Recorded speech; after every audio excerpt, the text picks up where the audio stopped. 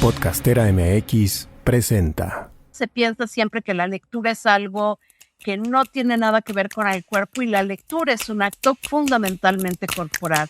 Soy Angélica Íñiguez. Estás escuchando Corpus Sapiens, el podcast que va del cuerpo a la danza. Una producción original de Podcastera MX. Hola, ¿cómo estás? Te doy la bienvenida a Corpus Sapiens. En el episodio de hoy voy a estar platicando con Aidela Chino y quédate hasta el final porque además de la conversación, pues acuérdate que la cartelera te va a invitar a todos esos talleres, funciones y convocatorias que en este momento están para ti, para que los disfrutes y los atiendas. Y pues ese espacio de la cartelera está completamente abierto para cualquiera que quiera comunicar lo que necesite comunicar sobre la danza. Les voy a contar que Aidela Chino es investigadora, productora y videoartista interesada en la escritura coreográfica en diversas plataformas. Fundó y dirigió las Jornadas Internacionales de Videodanza en México y fue codirectora del Festival Internacional de Medios Electrónicos, de Danza y Medios Electrónicos. Es realizadora de documentales y cortometrajes. Es productora de puestas en escena de teatro y danza, curadora y productora de exposiciones de artistas plásticos de Latinoamérica. Es autora de libros y de ensayos que se han publicado en revistas dedicados a la danza y a la cultura. Es editora de libros y catálogos de arte para museos y universidades. Fue directora de la revista Interdanza. Ha recibido apoyos de Iberescena, el Centro Multimedia, el Centro Mexicano para la Música y las Artes Sonoras, la Fundación BBVA, entre otros, y actualmente dirige la serie Composiciones para el Disenso, Perspectivas Iberoamericanas para la Danza, editada por la UNAM en colaboración con universidades de Iberoamérica. Y es directora de la editorial Nicolasa, dedicada a la publicación de libros en torno a la danza. Miembro también del Sistema Nacional de Creadores Artísticos 2023-2026. Bienvenida, querida Aidela Chino. Hola, Angélica, muchas gracias por invitarme a este espacio. Hola a todos, toda. Bien, pues me gustaría que comenzáramos platicando de tu muy diverso currículum, semblanza, de todas las cosas tan diversas que has hecho en torno a la danza. Tienes abordajes muy diversos en torno a la danza, en torno al arte y en torno a la cultura, pues desde el periodismo, desde la crítica, desde la coreografía, claro que te conocemos mucho por toda la parte tecnológica de la danza, ¿no? Si hay alguien que ha hablado de tecnología, eres tú. Entonces, bueno, ¿cómo todos esos caminos te han llevado a la creación de una editorial dedicada 100% a la danza, lo cual me parece inaudito en este país? ¿Cómo cuentas esa historia? ¿Cuál es la narrativa que tú haces para llegar a este momento de la creación de Nicolasa? Mira, yo efectivamente, digamos, como que algo que caracteriza lo que mi trayectoria dentro de la danza es como la multidisciplina, que puede leerse en dos sentidos, como alguien interesado por muchos aspectos de la danza, pero también podría leerse como alguien que no encuentra su lugar en el hacer dancístico. Para mí, digamos, yo como lo cuento es que me parece que hay muchas maneras de vincularse al ejercicio de la danza. Es decir, casi siempre pensamos la danza como aquello que ocurre estrictamente sobre la escena, pero en realidad la danza es un montón de conocimientos que se vinculan con muchas otras áreas y disciplinas. La escritura, el ejercicio coreográfico, la salud, el activismo político. Es decir, no hay un solo lugar y una sola perspectiva desde la cual nos podamos vincular con la danza. Entonces, digamos, yo estudié coreografía, pero también, digamos, antes de meterme a la danza, tengo una formación en teatro, tengo una formación en áreas que tienen que ver con la ciencia política. Yo estudié gestión cultural, estudio filosofía, mi formación académica fundamental en este momento es filosofía. Y entonces, digamos, desde el quehacer coreográfico y en todas las cosas que he venido haciendo, aparece una constante que tiene que ver con la falta de formación teórica de quienes hacemos danza, ¿no? O estamos vinculados a la danza. Y para mí eso fue muy notorio por cuando estuve vinculada a lo que fue la Red Sudamericana de Danza, que me permitió viajar y conocer otros escenarios de la danza, que de repente estabas hablando con bailarines que además tenían una formación en sociología o en antropología, y eso les permitía tener una visión súper compleja de su propio hacer. Entonces, por ejemplo, a mí cuando yo me formo como coreógrafa, y una constante es: la danza es para que te expreses, no pienses tanto, porque la danza es expresión y es el espacio en donde tú puedes mostrar tu interioridad y las cosas que sientes. Y eso es una visión no solo del siglo XIX, sino además cuestionada, que ya no tiene que ver con los haceres de la danza contemporánea, del pensamiento contemporáneo, y que además nunca lo ha sido. Pues si tú incluso revisas a artistas del siglo XIX como un Wagner, tienen una teorización muy compleja sobre su propio hacer. Entonces, digamos, yo dejé de hacer coreografía y de bailar y me dediqué a hacer crítica de danza, y ahí, digamos, lo que me aparece es lo poco que conocemos incluso nuestra propia danza. Y la escritura me permitió darme cuenta de la enorme necesidad de formarnos teóricamente, de leer junto con el ejercicio coreográfico, porque además se piensa siempre que la lectura es algo que no tiene nada que ver con el cuerpo, y la lectura es un acto fundamentalmente corporal.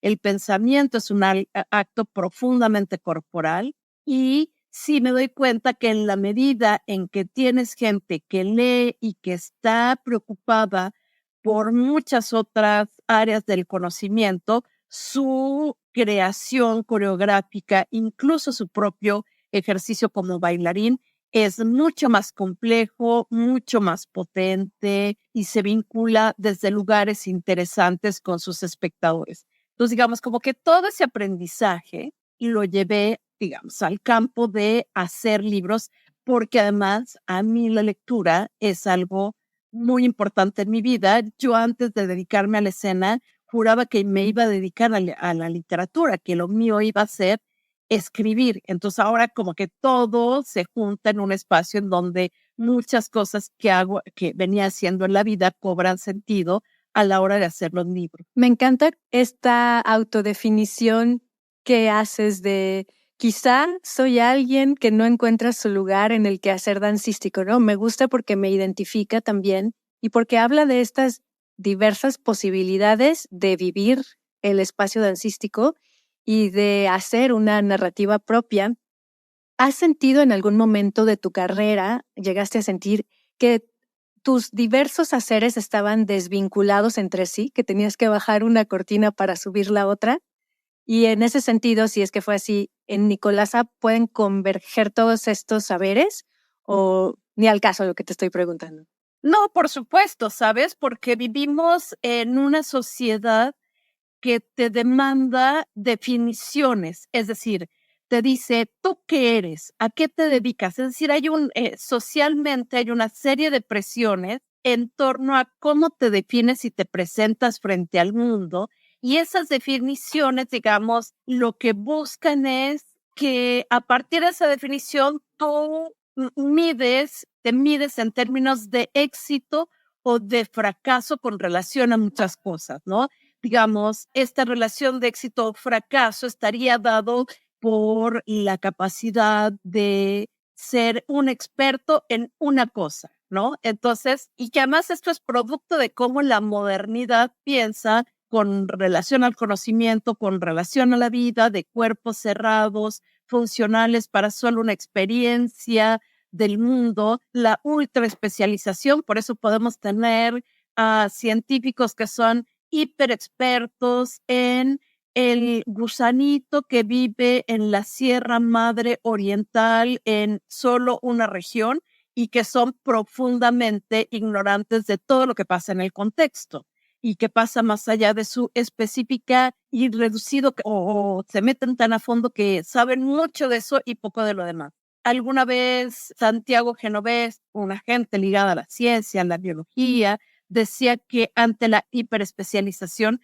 necesitamos personas y pensadores que puedan ver en un espectro mucho más amplio. Entonces, claro que es fuerte, ¿sabes? Porque además las plataformas hoy en día lo que te devuelven, digamos, Facebook es un claro ejemplo de eso, ¿no? Tienes a gente que un día tras otro está hablando de lo fantástico que le va, de lo fantástico que viaja, de las fantásticas becas que tienen, de, digamos, como de una historia de éxito, y eso se vuelve presión social.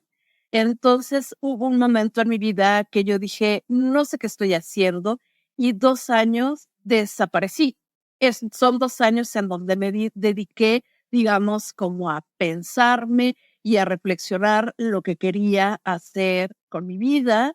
Y fueron 2 años muy buenos porque a lo que me dediqué fue a estudiar y a escribir y a vincularme desde otro lugar con la danza. Y bueno, quizá producto de eso es hoy Editorial Nicolasa, que eso no quita que también esté haciendo muchas otras cosas. O sea, Nicolasa es solo una parte visible de una vida que siempre es mucho más compleja. O sea, las redes nos devuelven una imagen bastante plana, predecible de nuestra vivencia, cuando en realidad nuestra vida es mucho más rica, mucho más compleja, y nadie es una vida puro éxito o una vida pura felicidad, ¿no? Por supuesto. Y en en esta exigencia de definición de qué eres, a qué te dedicas, el qué eres siempre va direccionado a qué haces profesionalmente, que no necesariamente define lo que eres, ¿no? O que muchas veces pues no lo define porque solamente es una parte de la vida. Y esta otra cosa de ser experto en un área, la hiperespecialización, mi papá decía así que los médicos ya son expertos en el dedo chiquito del pie derecho, o sea, tanto que puedes perder de vista como todo el contexto. Y a mí me parece que hoy en día los proyectos que yo veo más atractivos, como más potentes, más revolucionarios, son aquellos que están saliendo de la hiperespecialización. Incluso me atrevo a decir sin conocer del mundo científico también, ¿no? Es interesante la hiperespecialización, pero también es bien interesante como dar un paso atrás y poder ver el contexto. Y no sé si todas estas ideas también tendrán que ver como con una generación específica, ¿no? Como con la generación baby boomer, no lo sé. Me da esa impresión algunas veces y que ahora están sucediendo otras cosas que están rompiendo con estos esquemas y con estas ideas. ¿Qué piensas al respecto? Mira, justo ahora estoy estudiando muchísimo a Jody Butler. Jody Butler está siendo ahorita una pensadora que me está movilizando mucho, y ella dice una cosa de cómo, digamos, la ley, los marcos jurídicos que supuestamente se hacen para atender a las necesidades de la gente, en realidad esos marcos generan al propio sujeto. Y te voy a explicar qué tiene que ver con lo que me estás diciendo. Tenemos una política pública con relación a la cultura que se hace para atender a las demandas del sector, pero esa política pública termina por construir el tipo de artista que el Estado necesita. Y entonces digamos, lo que comienza a ser muy evidente es que esa política pública lo que genera son mucha desigualdad social y mucha injusticia. Y entonces hay gente que esa idea de artista, producto de las becas, de cierta idea de política pública, de cierta idea de escuela, de cierta idea de escena, digamos, porque la política pública no solo son las becas, son las escuelas, son los teatros, son los festivales. Todos ellos generan una idea de artista que solo es funcional, que no responde a las necesidades de una sociedad tan compleja, con tantas problemáticas, con tal diversidad de culturas, de maneras de ser, de maneras de aproximarse al mundo. Y entonces creo que está habiendo una invención de espacios y una invención de otro tipo de artistas, de formas de vincularse con el mundo. Entonces, por ejemplo, me he encontrado a exalumnos que me dicen, no, pues es que yo quería ser bailarín y en el camino empecé a hacer danza terapia, y hoy la escena no me interesa para nada porque me parece mucho más importante estar trabajando con el cuerpo, con otras personas que me necesitan y que me devuelven una gratificación mucho mayor que la que podría tener bailando para una compañía. Y como eso hay muchas experiencias que te hablan de que tenemos que pensar cómo nos vinculamos con el mundo y cómo le hacemos para ampliar eso que el mundo nos dice que tenemos que ser, ¿no? Y empezar a proponer campos de acción mucho más allá y mucho más amplios de lo que nos dicen que es ser artista o de lo que nos dicen que es la danza o de lo que debe ser la danza.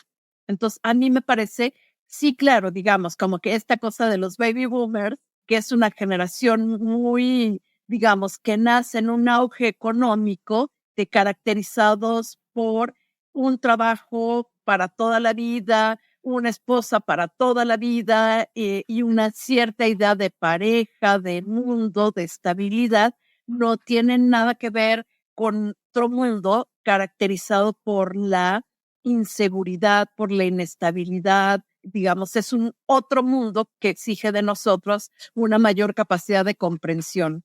Y una política cultural o las políticas culturales, pues la idea, lo que se supone que deberían de hacer es generar las posibilidades de que los artistas vivan de su hacer. Es decir, las formas las vamos creando desde la creación misma, ¿no? Desde acá. Pero las políticas públicas deberían ser esa construcción que respalde todo ese hacer y que lo dignifique, que lo ponga en un lugar, pues, por lo menos promedio, ¿no? Con otras actividades sociales. En ese sentido, en mi propia experiencia, y me imagino que en la tuya también, ahora me comentas, los lugares a los que yo he aspirado no existen, digamos, dentro de la investigación de la danza, dentro de diversos haceres de la danza, sino que a mí me toca y me ha gustado mucho hacerlo también, construir esos espacios, ¿no? Como crear esos espacios donde yo me quiero desarrollar. ¿Cómo lo has vivido tú? Mira, las instituciones son muy importantes y las políticas públicas son muy importantes porque a pesar de que generan desigualdad, es decir, es falso que, digamos, las convocatorias que supuestamente están dirigidas para todos, pues en realidad es falso, porque se necesita una serie de saberes de manejo del lenguaje, de conocimientos que te permitan la garantía de que vas a lograr ocupar ciertos espacios. Pero son importantes, digamos, porque a pesar de eso hay gente que se cuela y gente que logra instalar discursos y se logra movilidad social. Pero sí creo que hoy tenemos que pensar cómo le hacemos para que estas políticas públicas sean mucho más incluyentes y mucho más justas para todos. Ahora, hay, digamos, lo instituido, que serían estas instituciones que tienen una lógica que tenemos que pensar, pero también está lo instituyente, es decir, eso que los individuos, que la sociedad civil, que los movimientos sociales, que abren como espacio de posibilidad desde abajo. Y esto se hace, o sea, esto lo logramos, se hace. Yo, por ejemplo, así, un ejemplo puntual es cuando iniciamos los festivales de videodanza, no había festivales de videodanza en México. Entonces me acuerdo que la primera vez que aplicamos a una beca FONCA con la propuesta de un festival de danza, la gente de danza nos decía, no lo metan a danza, métanlo a audiovisuales porque esto no tiene que ver con danza. Y entonces íbamos con el proyecto, con la gente de audiovisuales y nos decían, no, esto no tiene nada que ver con audiovisuales porque es de danza. Y al principio costó muchísimo. La historia de mi vida. Exacto, la historia de vida de muchos de nosotros, ¿no? De nuestras vidas. Exacto. Sí. ¿Por qué? Porque la política pública también se hace desde abajo, empujando estos espacios que no existen y después ahora hay un montón de festivales de videodanza, por ejemplo, ¿no? Ahora hay un montón de gente, pero el principio fue muy difícil. O sea, que la gente entendiera lo que estabas haciendo, los funcionarios, la gente que daba dinero, fue muy difícil. Pero se logró y hoy, digamos, eso que instituye lo que se empuja desde otros lugares por fuera de la institución abre campos de posibilidad. Y lo tenemos que estar haciendo constantemente. ¿Por qué? Porque uno que está en contacto con las realidades, con las necesidades, y también porque tiene ganas de hacer cosas, empuja esos proyectos y terminas por, a lo mejor eso que tú haces en este momento por ganas de hacerlo, porque sientes que algo falta por hacer, 10 años después se transforma en posibilidades para mucha gente. Y por eso me parece súper importante abrir esas posibilidades. Cuéntame de la editorial Nicolasa. Cuéntame qué tipo de libros publica, qué libros has publicado, cuál es tu favorito, cómo, bueno. También cómo las personas han buscado y aceptado, porque al mismo tiempo debe ser una necesidad publicar en algún lugar los temas de danza y cómo los han recibido, cómo han recibido esta propuesta en tu entorno. Mira, Editorial Nicolasa la impulsamos. Nosotros veníamos trabajando en el proyecto de la revista Interdanza que editaba el Instituto Nacional de Bellas Artes. Y era un equipo, veníamos trabajando ahí y con el cambio de sexenio, el proyecto de la revista cambió, digamos, dejó de formar parte del proyecto del Instituto Nacional de Bellas Artes. Digo, como pasa con muchos proyectos, digamos, no solo en Bellas Artes, sino cada gobierno que entra tiene su propia idea de lo que debe ser. Pero nosotros lo que decidimos fue lanzar este editorial y y entonces estuvimos trabajando un año haciendo el plan de negocios, todas esas cosas, ya sabes, que acompañan siempre proyectos de esta naturaleza y además capitalizando, porque lo que no queríamos era endeudarnos, sino estuvimos durante un año construyendo el escenario que nos permitiera lanzar Editorial Nicolasa. Y la editorial la teníamos pensada para que saliera a la luz pública en abril del 2020. Y ya estaba todo listo, con todo un plan de mercado para entrar a los festivales de danza de ese año. Y viene la pandemia. Y entonces todo lo que habíamos trabajado de plan de negocios, de estrategia de difusión, de comercialización, no servía. Entonces, como que al principio decíamos, se va a acabar, se va a acabar. Y llegado un momento dijimos, no, esto no se va a acabar, esto va para largo, tenemos que pensar qué hacemos con la editorial.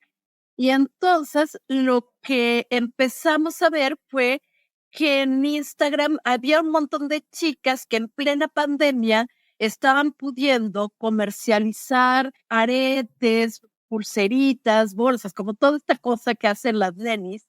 Y encontramos una que además tenía un mecanismo de distribución que era en bici envíos. Y entonces rápidamente reformulamos lo que iba a ser la editorial, lanzamos el libro. Un año después, el lanzamiento del libro fue en marzo del 21 y teníamos bici envíos, con unas chicas feministas, chicos, que además que estudiantes de la universidad que la pandemia los dejó sin becas, sin trabajo, y entonces se dedicaron a hacer bici envíos y eso les permitía sostenerse en periodo de pandemia. Y la verdad que fue súper bueno. Yo estoy como muy contenta porque la respuesta ha sido increíble. O sea, en muy poco tiempo hemos logrado colocarnos como una opción para la gente. Bueno, y además unos amigos editores me decían, pero ¿cómo vas a lanzar una editorial en plena pandemia? Eso es suicida. Y yo les decía, vengo de la danza. O sea, ¿qué más suicida que dedicar? Le digo, vengo de la danza, ¿qué más suicida que dedicarte a la danza? O sea, ya me la sé, ya nos la sabemos. Ya soy sobreviviente, o sea. Y entonces, la verdad que estamos muy contentos. El primer libro que lanzamos fue uno dedicado a Guillermina Bravo. De hecho, Editorial Nicolasa se llama así en honor a Guillermina Bravo. Y es un libro súper chulo para niños, porque además con la editorial queremos hacer varias cosas. 100 libros teóricos muy dirigidos a investigadores de danza, a coreógrafos, a bailarines, pero también a ese público que es amante de la danza, y los niños han sido un sector importante. Justo este año empezamos a trabajar el segundo libro de danza para niños y bueno, lo que es el año pasado empezamos a hacer alianzas porque además lo que empezó a funcionar muy bien fue la venta a través de nuestras redes sociales y dijimos, pues hagamos una librería de danza. Y entonces hoy la página de Editorial Nicolasa es la editorial, pero también es una librería de danza y performance. Y el año pasado hicimos alianzas con editoriales especializadas en danza, lo que nos ha permitido importar libros de danza, porque en México hay un atraso en libros, en bibliografía, en el debate, en autores. Es decir, la gente no está leyendo lo que hoy se está leyendo en otros países de América Latina, de Estados Unidos, de Europa. Entonces, el que no estés leyendo a esos autores hace que tu debate, tus propuestas coreográficas, pedagogías, estén rezagadas y no estés presente en congresos, en discusiones que son importantes y que se están dando. Y este año, ahorita estamos preparando los libros y este año ya entramos como Editorial Nicolasa a distribución internacional, porque lo que ha pasado es que tenemos muchas visitas de Estados Unidos y de Europa que todo el tiempo están, oye, ¿puedo adquirir sus libros en España? ¿Puedo adquirir sus libros en Estados Unidos? Entonces, haz de cuenta que la tercera parte de quienes visitan nuestra página son extranjeros, lo que nos indica que hay un interés por leer las cosas que estamos haciendo. Entonces, este año entramos a distribución internacional y además con un esquema de producción que nos va a permitir publicar muchos más libros. Entonces, y claro, todo eso ha sido muy bueno, pero también, pues, somos un equipo súper chiquito y muy singular, porque una de nuestras diseñadoras está en Buenos Aires, otro diseñador está en la Ciudad de México, el corrector de estilo está en Tijuana, la chica que se encarga de redes vive en Pátzcuaro, yo estoy en la Ciudad de México. Entonces, es un equipo que está disperso por muchos lugares y eso hace que sea muy bonito trabajar, pero también hay un montón de cosas que solo yo puedo resolver y pues ahí por ahí termino el año muy agotada. Sí, bueno, qué interesante que son dos modelos de negocio en realidad. Uno es la editorial y otro es la librería. Sí, por favor, visiten la página que se las dejamos en la descripción del episodio y pueden entrar ahí y consultar la lista de títulos y hacer las compras en línea de estos libros.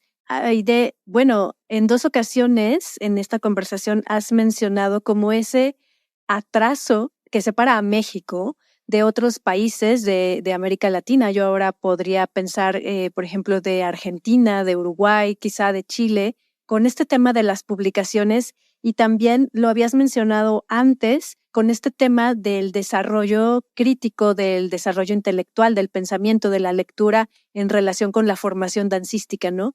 ¿Qué crees que es lo que pasa? ¿Qué es lo que sucede en México o qué es lo que sucede en los países donde sí hay un avance mayor al respecto?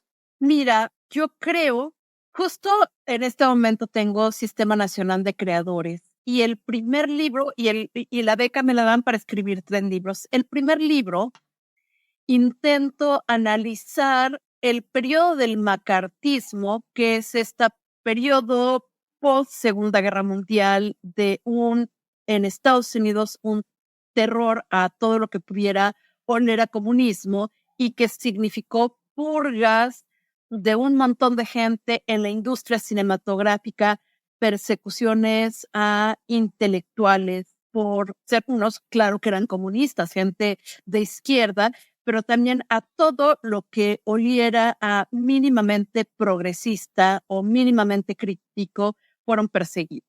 Y aunque en México no tenemos, digamos, abiertamente el macartismo, sí hubo una persecución. Te pongo un ejemplo. Ahora que hicimos el libro de Margarita Tortajada de Manuel Irán, Elena Noriega, una maestra destacadísima al triunfo de la Revolución Cubana, Manuel Irán la invita a Cuba a ayudar, digamos, a pensar cómo podría ser la danza, la nueva danza cubana, producto de la Revolución Cubana, y ella les daba clases, coreografiaba, digamos, fue en el terreno de la danza. Ella contribuyó de manera muy importante al desarrollo de la danza contemporánea en Cuba. Cuando Elena Noriega regresa a México, no consigue trabajo, se le niegan oportunidades laborales, apoyos. Eso es una forma de reprimir y censurar a la gente, digamos, que tiene vínculos con propuestas progresistas o de izquierda y que para el Estado mexicano podrían parecer peligrosos. Y en toda la historia de México vamos a tener este tipo de eventos. Entonces, bueno, cuando hago el libro de Margarita, cuando hacemos el libro de Margarita, aparece esto y se me queda resonando. Y luego leo un libro de Raquel Tibol y Raquel Tibol dice, el control sobre los cuerpos es el control sobre el discurso. ¿Qué es lo que tenemos en este momento en México? En este momento en México, y esto hay gente que dice que no, que esto no es así, que sí hay un espacio crítico, pero en términos de la escena que tenemos. Por un lado, en un momento muy importante de auge del feminismo, de cuestionamiento sobre el lugar que se le otorga a la mujer en la sociedad, en un país feminicida, la escena mexicana, ¿qué es lo que tiene? Discursos coreográficos profundamente misóginos. Entonces, tú vas a ver la constante que son las obras coreográficas que abundan en la escena mexicana hoy en día, son historias de amor en donde siempre vas a ver cómo la mujer, después de un momento de intensidad dramática, el hombre la tira al piso y ella se arrastra, y casi siempre son historias en donde se reproducen el estereotipo de la mujer malvada, de la mujer infiel, de la mujer histérica. Y ahí Susan Foster dice, la danza no es reflejo de la sociedad. La danza también construye los estereotipos y los discursos que se validan socialmente. Entonces, cuando yo leo esto de Raquel Tibol, por supuesto que cuando en las escuelas se pone la belleza y la perfección técnica como el valor más importante de la producción coreográfica, en realidad lo que estás es siendo funcional a un sistema que expurga de la danza todo su potencial político, todo el potencial del cuerpo, todo el potencial crítico, porque la belleza lo que hace es te deslumbra, pero no te permite activar mecanismos de reflexión crítica. En Sudamérica, digamos, pasan dos fenómenos a favor y en contra, me parece. Uno, que son sociedades que vienen de procesos de dictadura muy fuertes, de violencia del Estado extrema. En México también lo hubo, pero eso está silenciado. En México hubo también una guerra sucia, pero de eso no se habla. Es una historia soterrada, así como en Argentina, Uruguay, Chile hubo vuelos de la muerte, que son estos vuelos que lanzaban a los prisioneros políticos al mar. En México también los hubo, pero de eso no se habla. Hay toda una historia de violencia política de la que no se habla, y la hay hoy en día. Y esto genera un campo cultural en Sudamérica muy, muy crítico, muy claro de la importancia que tuvo la cultura durante las dictaduras para generar otros espacios de socialidad, otra relación con el poder. Y en México lo que tenemos, de hecho, gracias a una invitación que me hiciste tú, que escribí un texto en La Jornada, ahí de lo que hablo es cómo en México tenemos política pública a todos los niveles, y la lucha del sector es por insertarse en el campo de manera efectiva, porque pues tener una beca, lograr insertarte como beneficiario de las políticas públicas en algún nivel, permite movilidad social, visibilidad, y entonces por lo que luchas es por ser validado por el sistema, no por tener una perspectiva crítica frente al sistema. Entonces yo creo que ver lo que está pasando en la escena mexicana es darnos cuenta de cómo el ámbito de la danza está siendo profundamente funcional al sistema, algo que casi no participo en los debates. En este momento no participo en debates en redes sociales, porque creo que eso es ser funcional al sistema, es decir, el debate hay que darlo en otros espacios, porque en redes sociales no sirve de nada. Pero alguien en México, los bailarines se pusieron a publicar y a repostear y a compartir un post de alguien en Argentina que decía las políticas y las instituciones no sirven, si los artistas tienen que vivir del Estado, entonces no son independientes, sino son artistas del Estado. Y este tipo de cosas son muy peligrosas, junto con productores y coreógrafos mexicanos que se la pasan diciendo cada vez que pueden en sus talleres que lo que nosotros tenemos que hacer es voltear a Europa, copiar lo que ellos están haciendo y que no tenemos que estar pensando en el Estado y que nos den becas, porque eso es colonialismo y eso es garantizar que solo los que tienen puedan dedicarse a la danza. Lo que hay que pensar, me parece, es cómo le hacemos para que haya mucha más justicia social en nuestro campo, es decir, que más gente pueda tener becas, pero además me parece que tenemos que repensar cómo estamos formando a los coreógrafos y a los bailarines. Es decir, la belleza hoy por hoy es un ámbito profundamente cuestionado de la creación y pensar si de verdad porque además sabes qué es lo terrible, que gente que me consta que son de izquierda, su creación coreográfica es profundamente de derecha. Mientras salen a marchar contra los feminicidios, tienen obras coreográficas profundamente misóginas que refuerzan los estereotipos de sumisión de la mujer. ¿Por qué? Porque pareciera que la danza tiene que ser bonita, hablar de cosas elevadas, hablar del amor en términos de sufrimiento. Bueno, todo eso tiene que ver para mí también con que no hay literatura, pensamiento crítico, lugares desde donde cuestionar todo esto. Exacto, y que siguen dejando a la danza en un lugar, pues, accesorio hasta cierto punto, ¿no? Ahí está la importancia de pensar el hacer, de leer lo que otros piensan sobre el hacer. En un país como este, en el que acabo de escuchar una estadística esta mañana, 11 feminicidios por día, mujeres y niñas, pues creo que la danza no podría estar desvinculada de la realidad, de lo que estamos viviendo, ¿no? Entonces, bueno, pues ahí está toda esta invitación a hablar de los temas, a repensar, a conocerlos a fondo y a realmente, pues, sería interesante hablar con todos estos coreógrafos, ¿no? ¿Qué está pasando en este momento? ¿Por qué seguimos viendo este tipo de piezas en el escenario? Quiero hacerte una pregunta muy peculiar y bajando también un poco el tono. He escuchado mucho en este mundo del podcast, en la era de la audificación que le llaman, ¿no? En el cual pues estoy obviamente bastante inmersa desde hace tiempo, que hay una perspectiva que dice, bueno, es que en realidad nosotros siempre hemos sido auditivos desde que nos sentamos en aquellas épocas primitivas alrededor del fuego, bueno, primitivas por decirlo, o sea, relacionadas con el origen, a contarnos historias, ¿no? Alrededor del fuego, a escuchar historias, hasta el día de hoy. Simplemente que esta naturaleza auditiva del ser humano se vio interrumpida por la imprenta y Gutenberg y los libros, pero eso es solo como un paréntesis en la historia auditiva.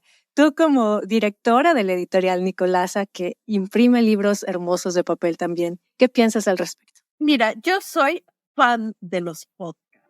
Mi vida, todo el día desde que despierto, estoy oyendo podcasts. Y tengo podcasts, digamos, desde política hasta literatura. Me encantan. Tengo ahí un par de podcasts de mujeres feministas que me tienen muerta de la risa todo el día. A ver, yo creo que pasan como muchas cosas. Yo soy una lectora voraz, leo muchísimo, porque creo que en los libros también hay una posibilidad de tener ampliar tu sentido de la vida. Ahorita estoy leyendo 2 libros. Uno de Adam Buenos Aires, que me encanta por cómo va retratando la ciudad de Buenos Aires en la década de los 30. Y otro libro que estoy leyendo es Historia del Ballet, que estoy fascinada leyendo datos que no conocía sobre la historia del ballet. Y creo que este es, digamos, hay un conocimiento que se va sedimentando en los libros, que ahí están, pues, ¿no? Que es la posibilidad de acceder a un pensamiento que en la oralidad, digamos, tiene otra naturaleza. Y me parece muy importante, ¿no? Me parece muy importante dejar testimonio escrito de los pensamientos, de las vivencias, porque el libro es un dispositivo también que tiene una durabilidad y que permite establecer diálogos a la distancia. Es decir, ahora que estoy leyendo a Jody Butler, pues para mí leer a Jody Butler es estar en un diálogo directo con ella.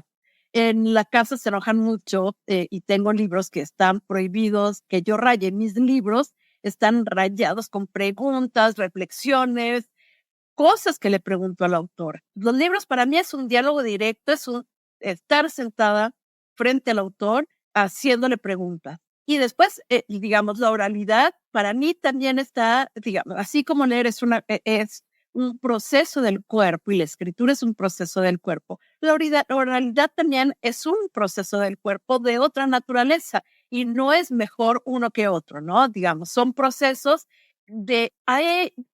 para mí tiene que ver con esto que habla Walter Benjamin de la narración, es decir, la oralidad también deja un montón de espacios que te permiten contar cosas, que te permiten apropiar de historias y te permiten, digamos, esas historias transmitirlas, digamos. Hay procesos de transmisión en el libro y en la oralidad de otras maneras.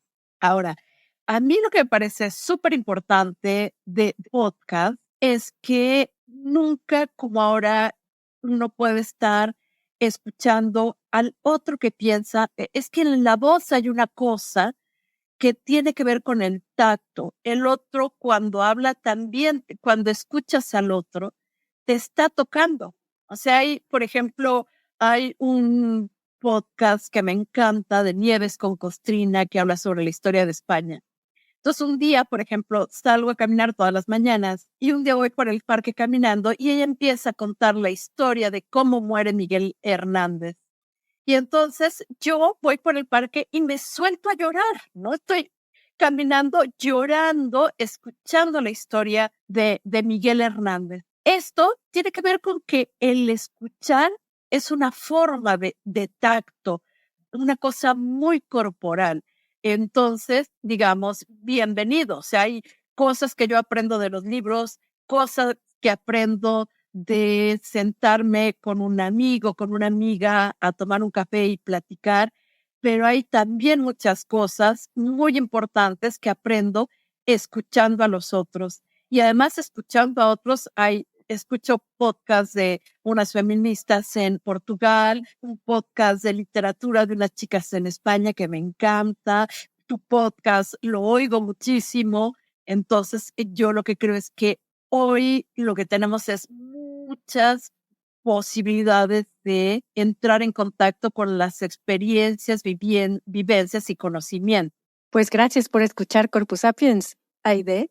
Y estaría genial dejar en la descripción del episodio también algunas recomendaciones, porque igual nosotros somos fans de muchos podcasts, de los que producimos y no producimos nosotros, entonces podemos dejárselos ahí en la descripción del episodio. Y pues vamos cerrando esta conversación. Y quiero cerrar haciéndote una invitación a tener una conversación posterior con las Geek Girls, este movimiento en Guadalajara, especialmente con Yanni, que tiene GG Podcast, y queremos hablar contigo de danza y tecnología. Chachán, entonces es una invitación que no le había hecho a Aide por privado, que se le estoy haciendo ahora públicamente, y que pues me encantaría que aceptaras, y con eso cerramos la entrevista, la conversación de hoy más bien. Perfecto, encantada. Buenísimo. Ok, Aide, pues te mando un abrazo muy grande y a ti que nos escuchas, te recomiendo que conozcas mucho más de la editorial Nicolasa, que conozcas todas sus publicaciones. Me parece fabuloso este trabajo de distribución que están haciendo. Yo vivo en la ciudad de Guadalajara, entonces cada que hay una FIL, una Feria Internacional del Libro, pues corro a los stands de Argentina, de Uruguay, porque ahí sé que puedo conseguir textos sobre danza y sobre cuerpo. Y ahora podemos pues conseguirlos, muchos de estos títulos, supongo, a través de esta editorial, a través de esta distribuidora también, ¿no? Que es Nicolasa. Pues muchas gracias, Aide Lachino. Te mando un fuerte abrazo. Gracias por esta conversación. No, gracias a ti por invitarme a uno de mis podcasts favoritos. Y gracias a todos, todas y todes que nos escucharon. Hasta pronto. Esta es la cartelera de danza. Toma nota. Hola, soy Germán Doín, director de la Educación Prohibida, y quiero invitarte a mi retiro y taller vivencial Desaprender que realizaremos por primera vez en Guadalajara el 16 y 17 de marzo. Voy a estar compartiendo perspectivas, experiencias y vivencias desde el cuerpo, las emociones y las ideas para que padres, madres, educadores y entusiastas de la educación tengamos la oportunidad de revisar nuestra historia pedagógica, transformarnos y transformar nuestras maneras de acompañar niños, niñas y jóvenes. Podés conocer más en desaprenderonline.com. Te espero. ¿Quieres anunciarte en la cartelera de danza? Este es tu espacio, escríbenos. Gracias por escuchar Corpus Sapiens y por formar parte de este ecosistema de la danza donde cada quien tiene su función. Puedes escuchar, compartir, seguir, anunciarte en nuestra cartelera, ser patrocinador, invitado o coproductor y compartir tu mensaje con una comunidad en expansión. Mándanos un mensaje directo por Instagram a @corpusapiens o escríbenos al correo que te dejamos en la descripción de cada episodio y con gusto te contamos cómo puedes participar. Podcastera MX.